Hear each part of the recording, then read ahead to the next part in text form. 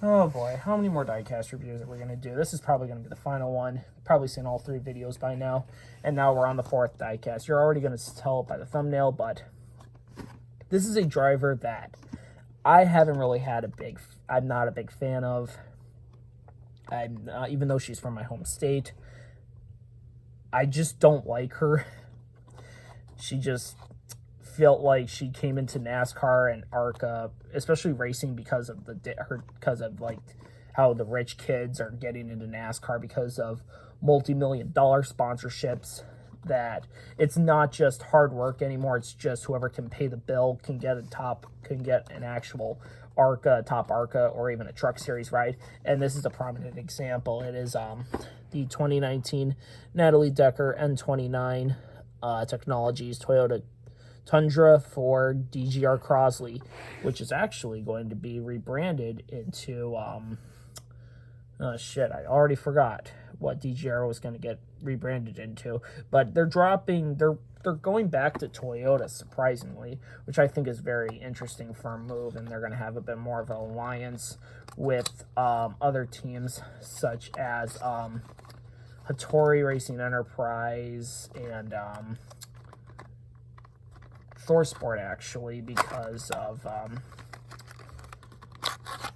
literally, like, there's no more Fords in the Truck Series anymore. It's only Front Row Motorsports that runs a Ford, and everyone else runs Chevy and Toyota, because Dodge left the Truck Series not too long after.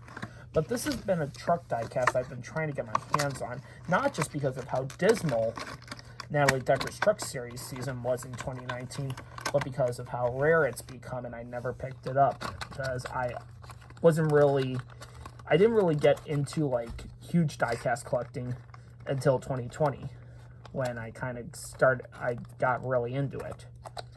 And this is an example of a truck diecast that I missed out on, and I ended up buying this off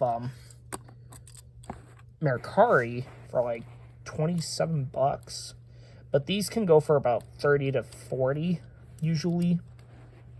Paint scheme itself, it's white, pretty much. It's a white based white based color with red and black. The usual logos for the N29 Technologies Corporation. Got the Toyota Tundra logo. Got the gander.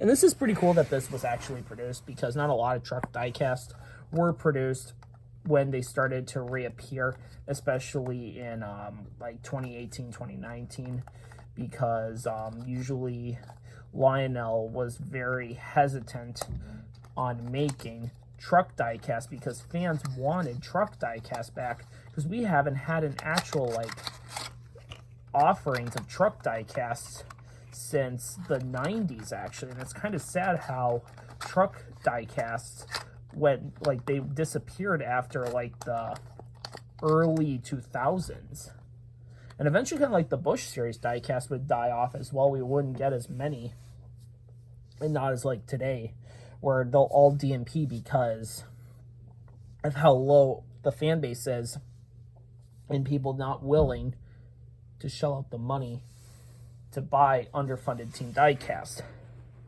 But everyone pretty much remembers Decker's season in 2019 itself. This was like a very dismal year for DGR fans, even though Tyler Ankrum was literally the hero of that team, winning at Kentucky and all, but Decker herself was just a mess. She pretty much like wrecked almost. She was literally involved in every caution almost that entire season, whether it was a spin or an altercation or a wreck.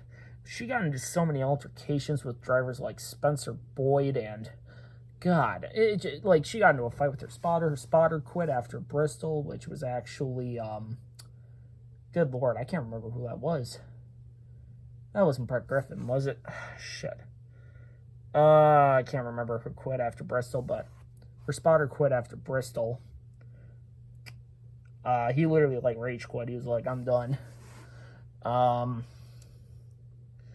You could tell by the radio from Frisky Nixon on YouTube that Natalie was not ready for trucks, unfortunately, and so far her NASCAR career has not been a path to take. Instead, she's been very more progressive in the like Le Mans GT cars, which she's actually pretty decent at, even though the team she races for is like a 2-part team, and there's like it's like the division is like 4 of them, and she ended up like getting a podium, and she still lost to Paul Menard, which Paul Menard's a GOAT, so but yeah, I mean, the rest of the truck, Toyota DGR Crosley, I kind of got carried away with talking about Decker's 2019 season. It was just abysmal. Even though it has the rookie stripes, it's kind of cool. And Yamaha Power Products. But yeah, that's probably going to end the review, that Diecast review, because just how miserable and horrendous that 2019 season was. It still gives me, literally, like, and another issue with Decker is that, like, she just won't admit to, like, what her fan base has become. Because her fan base is nothing but literally a bunch of, like, weird, I don't want to talk about it, but it gets pretty gross with how horny the comments can get with Decker, and she'll argue that it's her fan base that keeps growing, but instead it's people that want her bathwater.